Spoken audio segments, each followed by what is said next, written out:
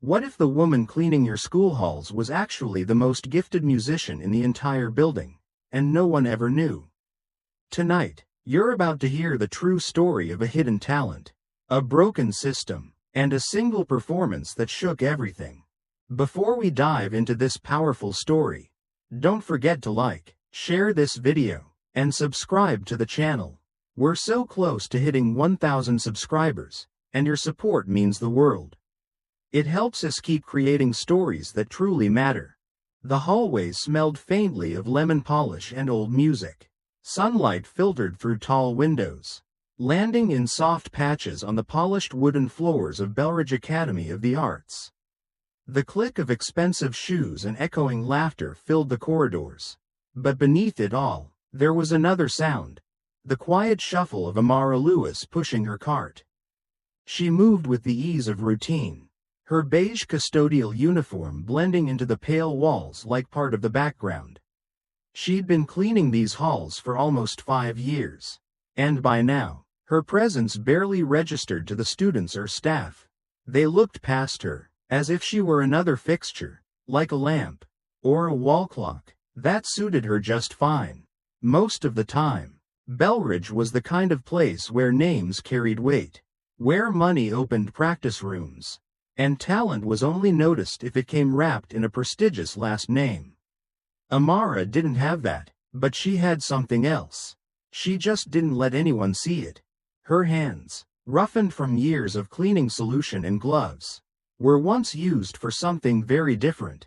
She paused for a second near the grand piano in the front foyer, her eyes drawn to the curve of the polished wood. For a brief moment, she let herself imagine what it would feel like to sit there again. Just for a second. Then the clang of a dropped folder jolted her back. A student hurried by, muttering a rushed apology that didn't quite reach his eyes. Amara gave a small nod and continued on. The school was preparing for its biggest event of the year, the Patrons Gala. Everything had to be perfect. The carpets were cleaned, windows gleamed, and the grand chandelier above the reception hall had been polished until it practically hummed. The pressure weighed down on everyone, even the custodial staff. On Tuesday afternoon, Amara found herself in the West practice corridor. A young student, probably no older than 12, was struggling through a difficult piece.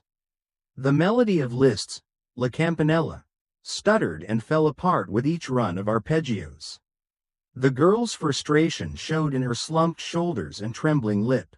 Amara paused in the doorway, broom in hand. Her voice was barely above a whisper. "Try loosening your wrist a little. Let the movement come from your elbow." The girl looked up, startled, but before she could respond, another voice cut in sharply. "Excuse me. What exactly do you think you're doing?"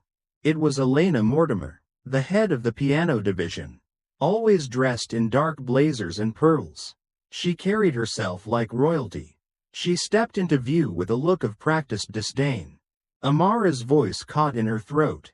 "I wasn't trying to." "To what? Teach?" Elena raised an eyebrow and turned to the student. "You can leave, now." The girl scurried off, her sheet music rustling behind her. Elena turned back to Amara with a cool smile.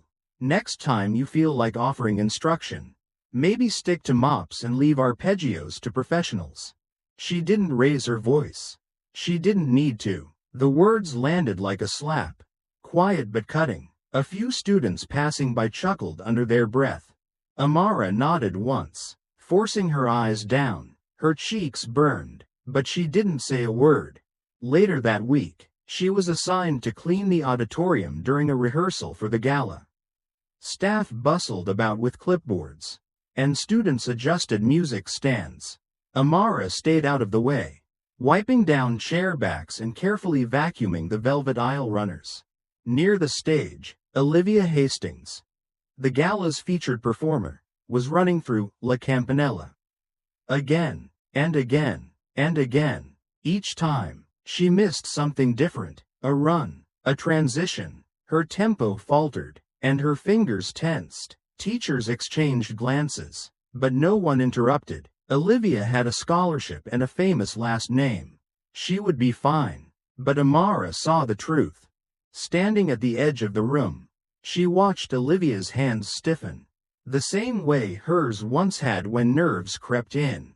Her own fingers, hidden inside latex gloves, twitched slightly. She couldn't help it. She traced each note in her mind, silently correcting, adjusting, smoothing the rhythm. The piece lived inside her like a memory that refused to fade. One staff member whispered behind her, just loud enough.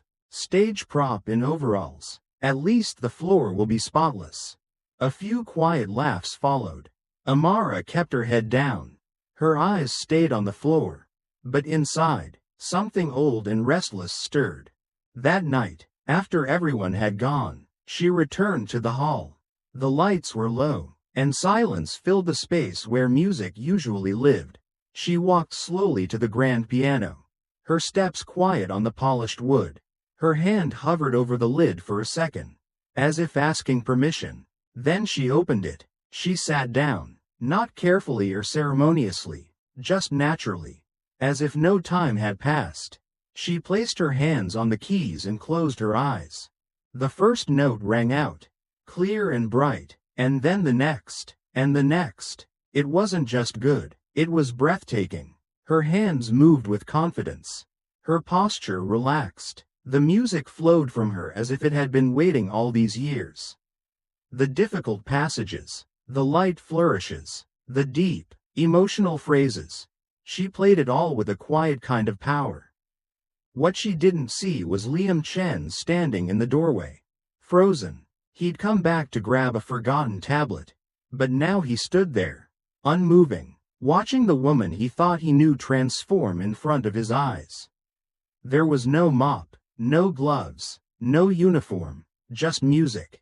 Pure, precise, and alive. When she finished, Amara let her hands fall gently to her lap. She sat for a moment in silence. Her head bowed, not in shame, but in something close to peace. Then she rose and began wiping down the bench. Liam stayed hidden, eyes wide, thoughts racing.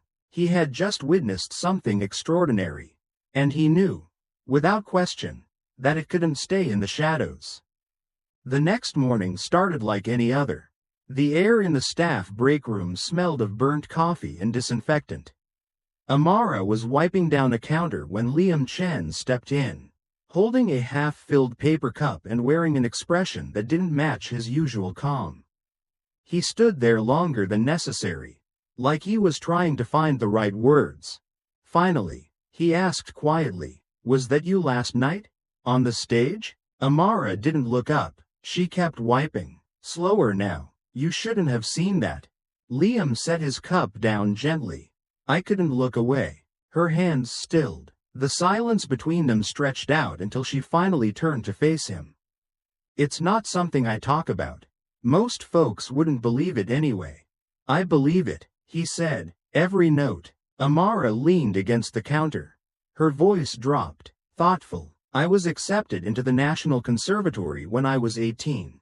Full scholarship. I was supposed to leave for New York in the fall." Liam blinked, surprised. "What happened?" "My grandmother," she said, softly. "She raised me. The week before I left, she had a stroke. There wasn't anyone else, so I stayed." Liam nodded, not pushing. By the time she passed, the scholarship was long gone. The debt wasn't. She smiled faintly, a tired sort of smile that never reached the eyes. "I cleaned houses for a while. Then I took this job. Figured if I couldn't play, at least I'd be near the music." Liam looked at her, seeing something he hadn't noticed before. Not just talent, but a lifetime of quiet sacrifice. He wanted to say more, but the radio on the counter crackled to life with a sharp voice calling all staff to the main building. Word had spread. Olivia Hastings had been rushed to the hospital. Appendicitis. The gala was in just a few hours. Inside the faculty lounge, the mood was fraying at the edges. Headmistress Cecilia Rowan stood near the piano, her expression as tight as the bun in her hair. Elena Mortimer paced like a metronome wound too tight. "She was our headliner," Elena snapped, That piece was tailored for her. We don't have anyone else who can play it. Cecilia's lips thinned. We have no backup? Not for Liszt, Elena said, not with that kind of polish. None of our students are ready.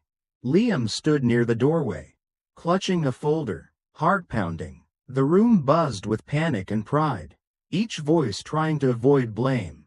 I might have someone, he said, almost too quietly to be heard. Elena paused mid-step. What did you say? He cleared his throat. I've heard someone play it. Recently. They were remarkable. Cecilia folded her arms. Which student? Liam hesitated, then glanced toward the hallway. She's not a student. The room fell quiet. Elena laughed, dry and sharp. Don't be ridiculous. He didn't back down. It's Amara. She played last night. I heard her. She wasn't just good. She was beyond good. The janitor? Elena scoffed. This is a performance, not a cleaning demo. Cecilia looked torn between fury and curiosity. Is this some kind of joke? Mr. Chen? No, ma'am, Liam said firmly. If she plays, we won't have to cancel. Cecilia glanced at the clock. Bring her here. When Amara entered the room minutes later, her uniform clean but modest, every eye turned to her. Some curious, most skeptical. Cecilia's voice was cold, clipped. They say you can play Liszt. Amara looked at Liam, who gave a nod of reassurance. I can, she said, steady but soft. You think you can walk onto that stage, in front of hundreds of donors, and carry the centerpiece of our gala? Elena asked, lips curling. I'm not trying to prove anything. Amara replied. You asked if I could play. I can. Cecilia stepped closer, lowering her voice. Here's what you need to understand. If you fail, you're done here. No severance, no second chances. She let that sink in before adding. If you refuse, your position will be eliminated. Restructuring. You understand. Amara felt the weight of the moment press down on her chest. This wasn't just about the piano. This was about everything she'd buried. Her identity. Her dignity. The pieces of herself she had pushed into silence for over a decade. She had a choice. Hide in the comfort of invisibility, or step into the light and risk it all. She looked at Cecilia, then Elena, and finally at Liam. Her voice didn't shake. I'll play. No one clapped. No one thanked her. They simply turned, already planning logistics. An hour later, the concert hall was empty but lit. The grand piano sat waiting. Amara walked slowly down the aisle, the hush of the space wrapping around her like a memory. She moved toward the bench, hesitated just briefly, then sat. The first note she touched sang out with such clarity that it echoed up into the rafters. The next was even richer. Cecilia stood in the shadows, her hand frozen at her chest. For the first time that day, she said nothing. The hall had never looked more elegant. Heavy velvet drapes framed the stage in deep burgundy, while the chandeliers above sparkled like frozen waterfalls. Guests in evening wear milled about, wine glasses in hand, murmuring softly beneath the steady hum of pre-performance chatter. The annual Patrons Gala was Belridge's most polished affair, a night designed to dazzle donors and remind them where their money went. Behind the curtain, the tension was a different kind of thick. Liam adjusted his tie again. Though it didn't need it, he stood just off stage, glancing nervously between Cecilia and Elena. Neither looked particularly calm. Elena's arms were folded tight, her expression sour. Cecilia, however, wore the kind of smile that didn't quite reach the eyes.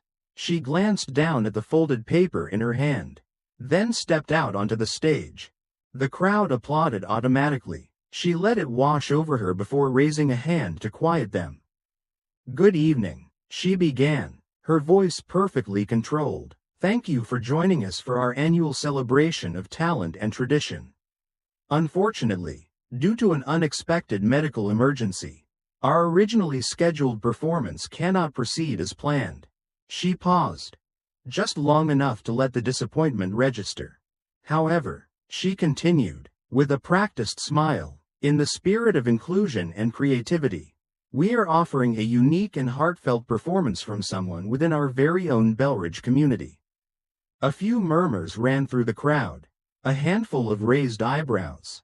Somewhere in the back, a soft chuckle. Cecilia's tone shifted ever so slightly. Tonight, we invite you to hear from one of our support staff, someone who believes, as we do, that music has no boundaries. Laughter rose more freely now, uncertain but building. Whispers stirred, and phones were subtly lifted for photos. The guests leaned forward, curious, expectant. Amara stood just off stage, her heart tapping out a rhythm that didn't match the music she knew so well. She could hear them, the disbelief, the amusement, the way they were already writing her off before she even took a step. When her name was called, there was no applause, only a low wave of conversation as she walked slowly across the stage. Her uniform was pressed, her shoes polished, but still, it wasn't evening wear. The name tag on her chest caught the spotlight, A. Lewis. Custodial. The glare of the stage lights made it gleam like a badge of shame. Not identity. She didn't look at the audience. Her gaze stayed fixed on the Steinway in front of her.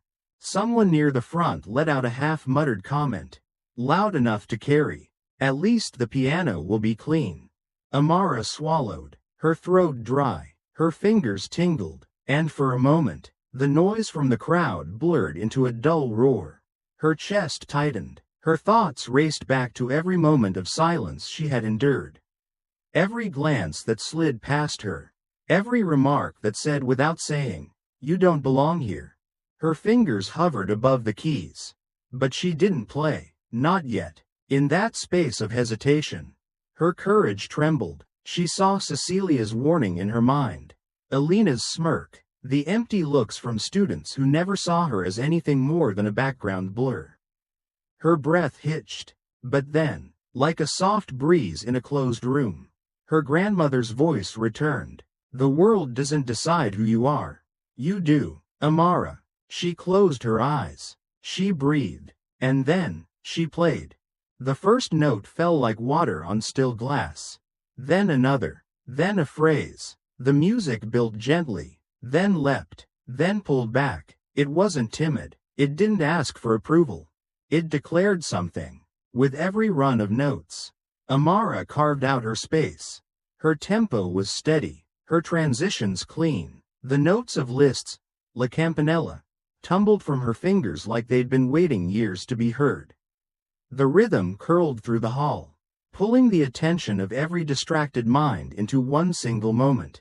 The laughter stopped, the whispers froze, chairs creaked as people leaned forward. Backstage, Elena stood still, her arms no longer crossed.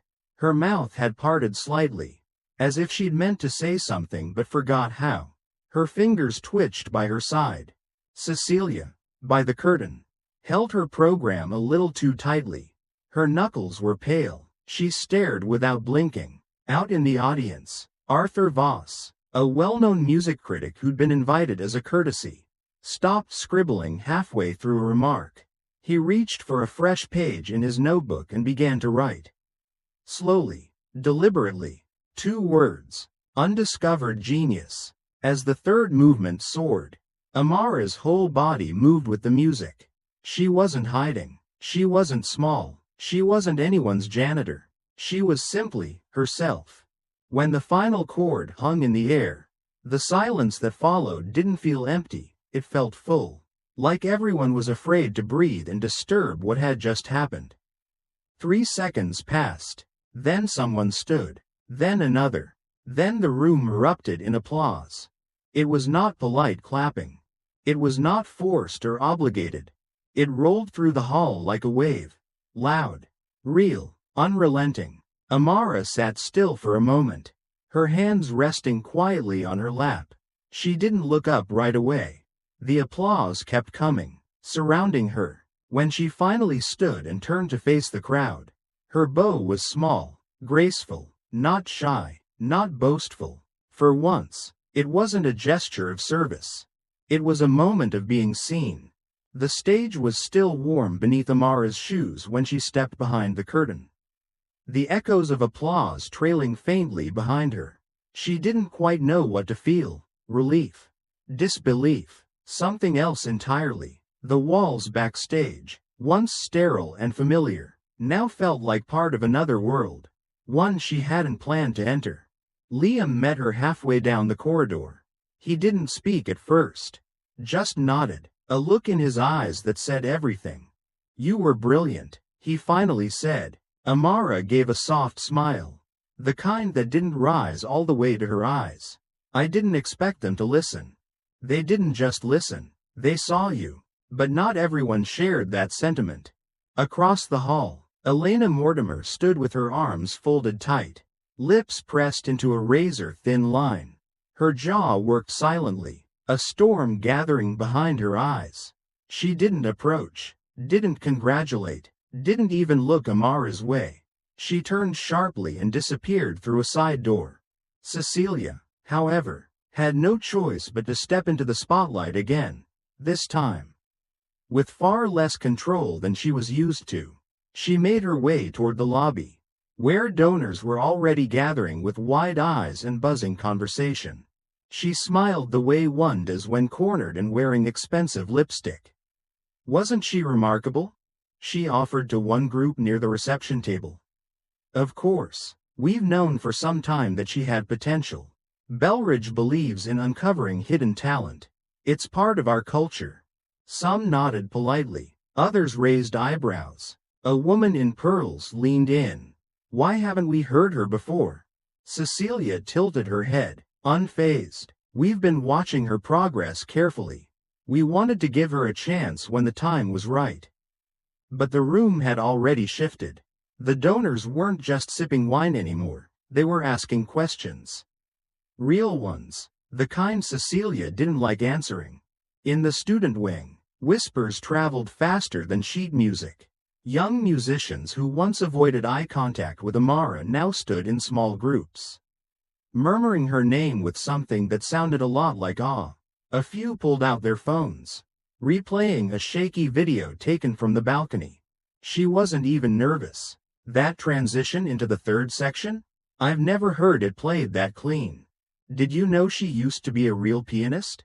And then, more quietly, why was she cleaning the halls?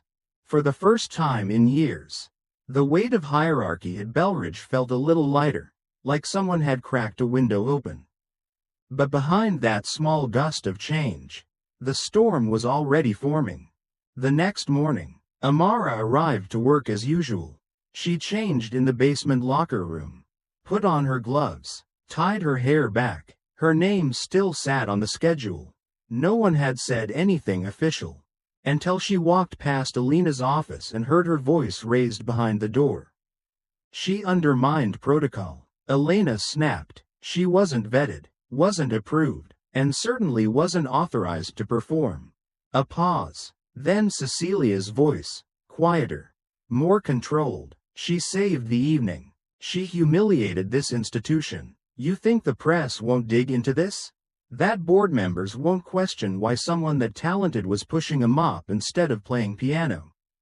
She didn't push herself into the spotlight, Cecilia said. We put her there. She manipulated the situation. Elena continued. This wasn't a coincidence. This was a performance. All of it. She was invited by a teaching assistant. Elena sneered. Not faculty. Not administration. Another silence. Heavier this time. I want her gone, Elena said firmly. Immediately. Cecilia didn't respond. Amara moved past the door before they could notice her. Later that afternoon, while wiping down a display case near the administration office, she saw Liam approach with a newspaper in hand. He held it out, open to a full-page article. The headline read, "The Custodian Virtuoso."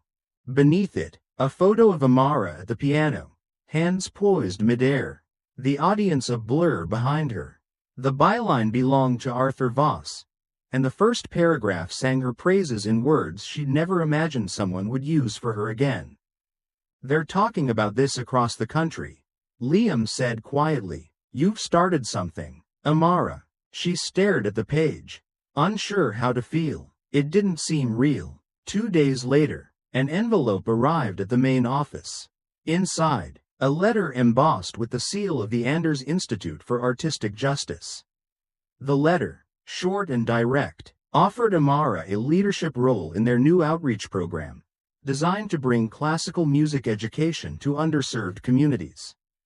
The offer included housing, a stipend, and freedom to shape the program as she saw fit. It was the kind of opportunity she'd stopped allowing herself to dream about.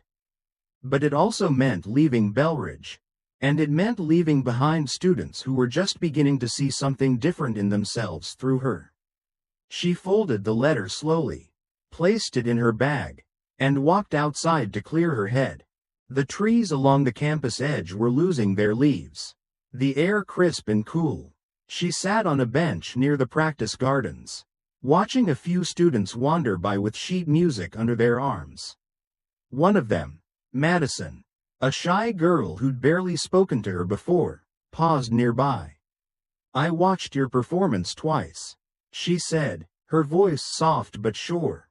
"It made me believe I could actually play, not just study." Amara smiled gently. "You can." Madison nodded, then turned and walked away. It didn't make the choice any easier. That evening, as the sun dipped behind the buildings, casting long golden light across the campus, a message came through her work email. A formal meeting had been scheduled. Subject: discussion regarding future role. Location: Headmistress office. Time: 9 a.m. The next morning, she arrived on time, heart steady but heavy. Inside the office sat Cecilia, and beside her, a man Amara had only seen from afar. Tall, silver-haired, with sharp blue eyes behind rimless glasses. "Miss Lewis," he said, rising slightly, "I'm Robert Hensley, chairman of the board. We need to talk about your future here at Belridge."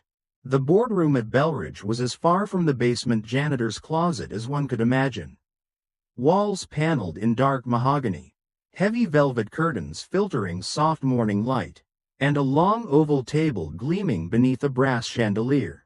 Amara stood at one end, still dressed neatly in her usual modest clothes, no longer in uniform. But not in tailored suits either. Seated across from her were Headmistress Cecilia Rowan, Chairman Ronald Greaves, and a half-circle of senior board members whose names she'd only known from brass plaques and whispered staff meetings. They had come to discuss her future. Greaves cleared his throat, folding his hands over a leather folder. "Miss Lewis, let me start by saying we're grateful," he said. "Your performance at the gala, it gave us a narrative that's been very well received by donors and the press. Quite frankly, you turned an impending disaster into an opportunity." Amara nodded, waiting. "We'd like to formalize your involvement here at Belridge," he continued, glancing briefly at Cecilia, whose smile hadn't moved in minutes. "We're offering you a position in our community engagement program. It would be largely symbolic. Outreach concerts, mentoring underprivileged youth, maybe a feature in next year's brochure. Public-facing, of course." He paused, as if expecting thanks. Amara looked him in the eye. Her voice was calm. "So, I'd be a talking point. A poster child." Greaves's smile twitched. "You'd be an inspiration." "To whom?" she asked gently. "People who look like me. Or people who want to feel better about not seeing us until we're useful." The room stiffened. "I'm not here to decorate your diversity campaign," she said, keeping her voice steady. "I'm here because I have something to teach. And there are students here who are just starting to believe they have something to give."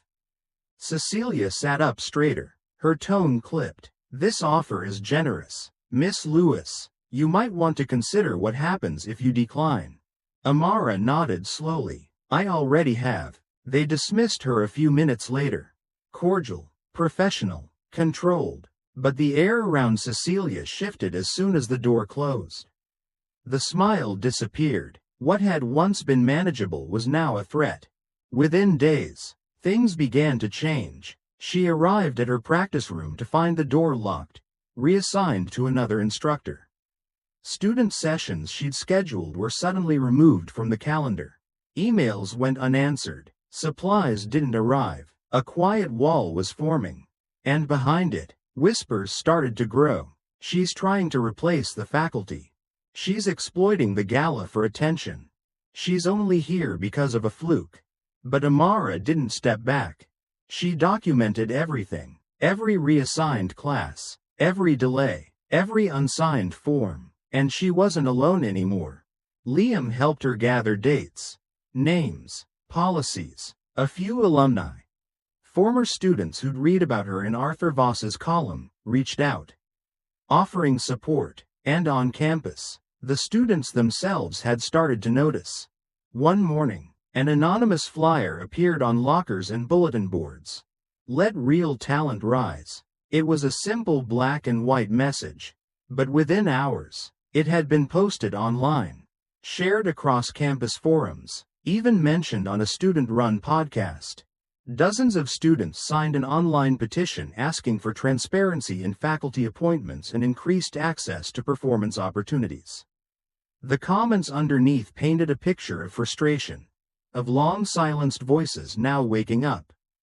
She's the first person here who sees us without asking where we came from first.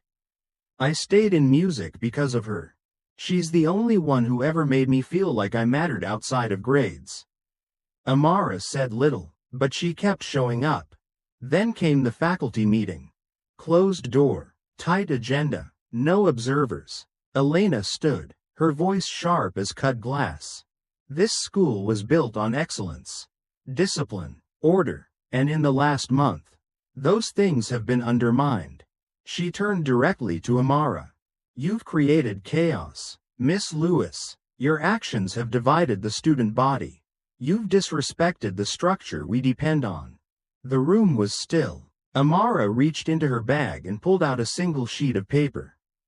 This is an email I received last week, she said, reading without emotion. It's from a first-year student. He was planning to quit music at the end of the semester. He thought he wasn't good enough, that he didn't belong. Then he saw my performance.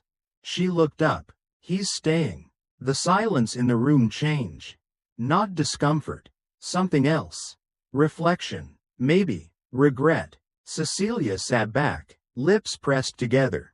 After the meeting, the shift continued. The Belridge Review, an internal student-run newspaper often more focused on faculty awards and event recaps, announced a feature in progress. The Invisible Architect of Belridge's Renaissance. Sponsors started asking questions about long-standing hiring practices. The system wasn't falling apart, but it was cracking, and some of the cracks had sunlight pouring through.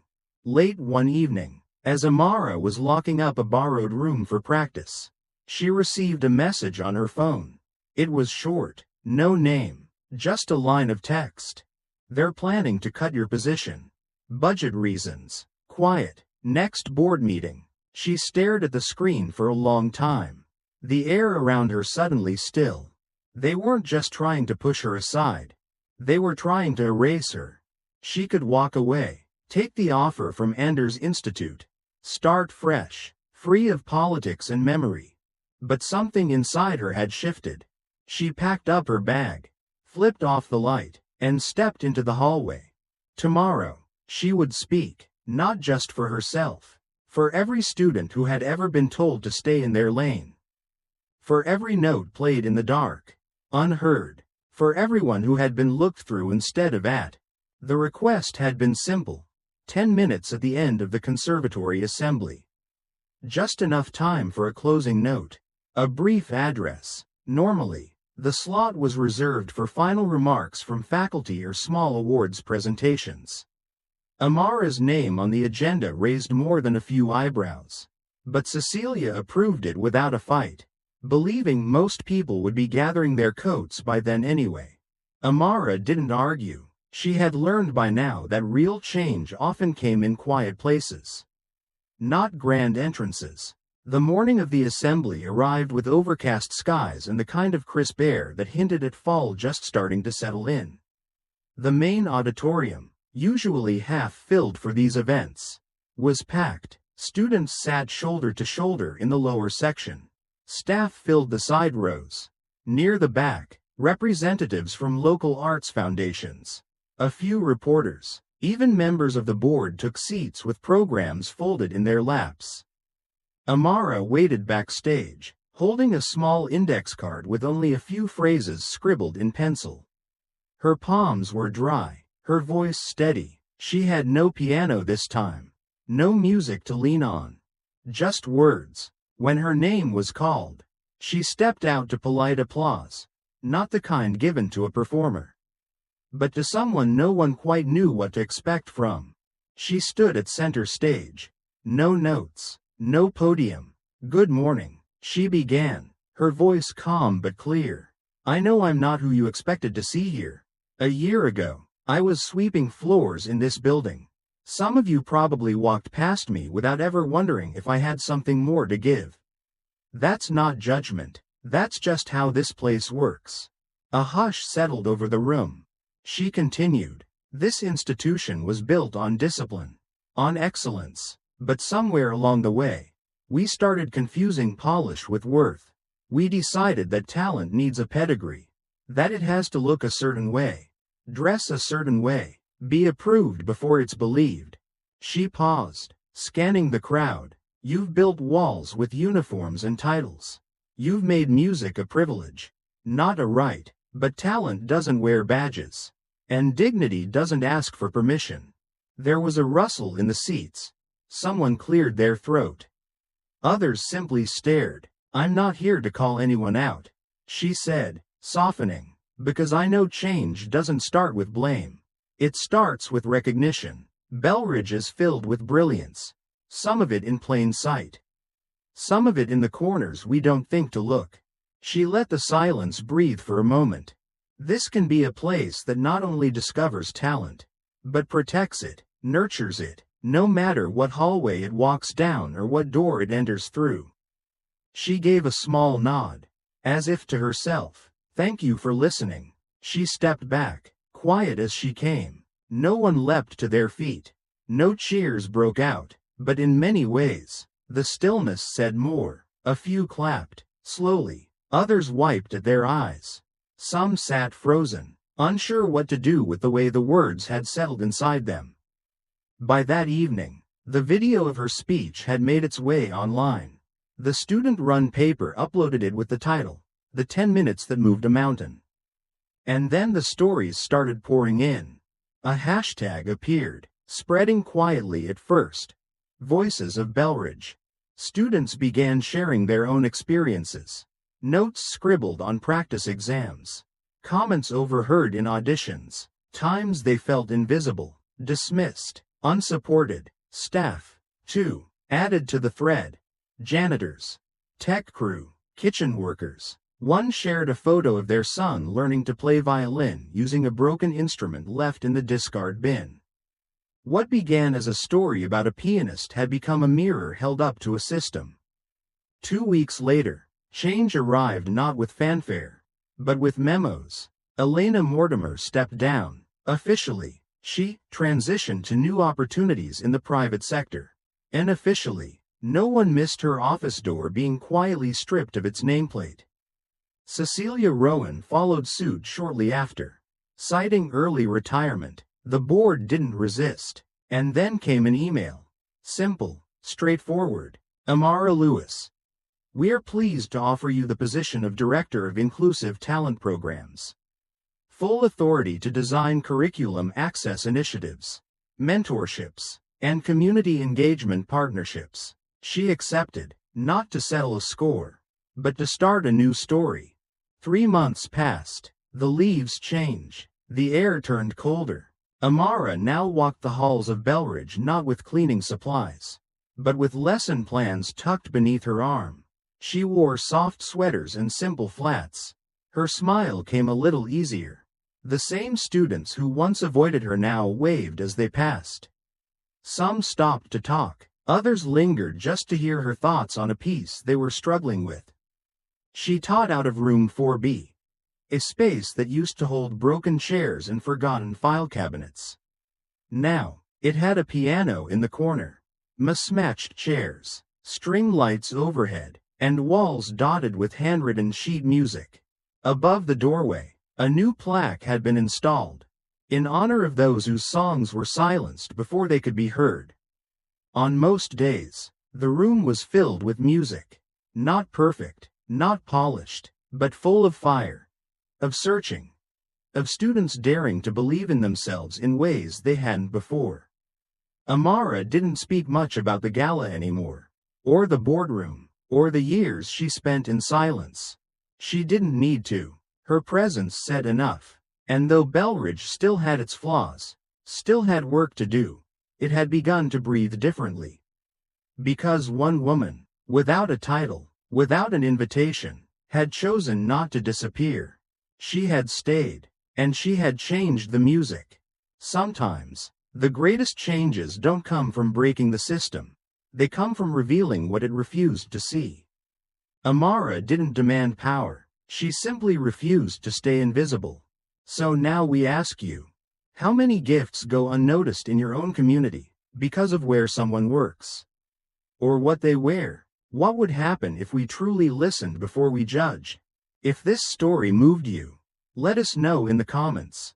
We'd love to hear your thoughts and your experiences. And if you haven't already, don't forget to subscribe to Covert Truths so you never miss the next story that challenges what we think we know.